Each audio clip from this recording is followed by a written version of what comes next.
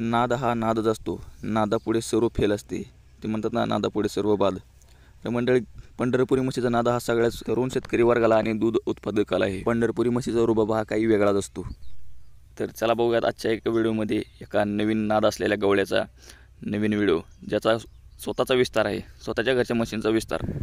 तर मंडळी, आपण आलेलो आहोत सोलापूरमधील काशेगाव या छोट्याशा गावामध्ये आलेलो आहोत.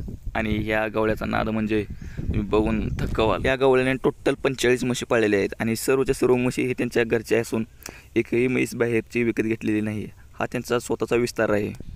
जेव्हा आम्ही या गवळ्याची भेट घेतली तेव्हा या गवळ्याने आम्हाला शेताकडे नेले आणि जिथं म्हशी चरत होत्या त्या ठिकाणी गेले असता सर्व म्हशी पळत तोंडापुढचं गवत टाकून या गवळ्याच्या म्हणजेच त्यांच्या मालकाच्या मागे पळत आले. कारण या म्हशी त्यांच्या मालकाला इतकं प्रेम लावतात की काय विचारू नका. पूर्ण सिटीमध्ये म्हणजे आता ह्या गवळ्याचा दरवर्षी दिवाळीला म्हशी पळवण्याच्या शर्यतीमध्ये सहभाग असतो. गाडीच्या मागे म्हशी पळवतात. तेवढ्या सिटीमध्ये सुद्धा हे अचूकपणे त्याच्या मालकाला ओळखून त्या म्हशी या मालकापाशी येऊन उभा राहतात. आणि एकही म्हैस अशी नाही की बाबा ती गाडीच्या मागे पळत नाही. सगळे म्हशी गाडीच्या मागे पळतात. आणि या प्रत्येक म्हशीची किंमत 1.5 लाख ते 1 लाख असून कधीही बाहेर विकल्या जात नाहीत. या गवळ्याला तुम्ही किती पैसे 2 लाख रुपये सुद्धा दिले तरी तुम्हाला तो म्हैस विकणार नाही. कारण त्यांची तो एकही म्हैस बाहेर जाऊ देत नाही. आता इथल्या प्रत्येक म्हशीचा तुम्ही रुबाब पाहू शकता.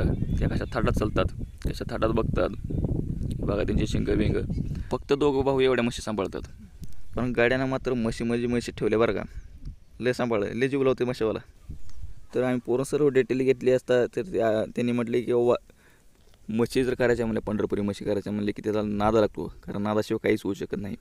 नुसतं दुधाला बळून जमत नाही. आणि सर्व कामे आपण स्वतः केल्यानंतरच काहीतरी होऊ शकतं. माणसं कामाला ठेवून जमत नाही. तुम्ही स्वतः कष्ट केले तर काहीतरी होऊ शकतं. कारण नाद करायचं म्हणले की माणसाला स्वतः कष्ट घ्यावं लागतं.